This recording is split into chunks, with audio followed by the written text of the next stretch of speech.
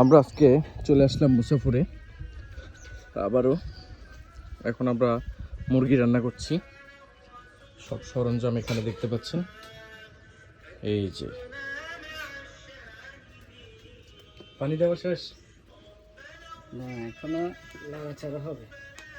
নিচে মুরগি, এখানে এই যে পাকানো হচ্ছে সুস্বাদু রসুন রেসিপি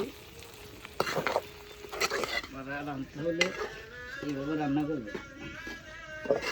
কত সুন্দর কালার। টমেটো, কাঁচামরিচ, রসুন, আলু, বড় বড় মিডিয়াম সাইজের আলু। এই যে দেখতে পাচ্ছেন চিকেন কারি। আমরা খাবো বাড়ি। চুলা এখন মাটির চুলার ভিতরে রান্না করতে আসলে অনেক মজা আর কষ্টের। দেখতে পাচ্ছেন ধাউ ধাউ করে জ্বলতেছে, খুবই রসালো, দেখি জিভে জল চলে আসবে। যাই হোক, প্রিয় দর্শক, প্রিয় বন্ধুরা, আজকে অনেক কষ্টের পর এখানে এসে পৌঁছেছি। পথে একটা অ্যাক্সিডেন্ট হতে লাগছিল। এই যে দেখুন,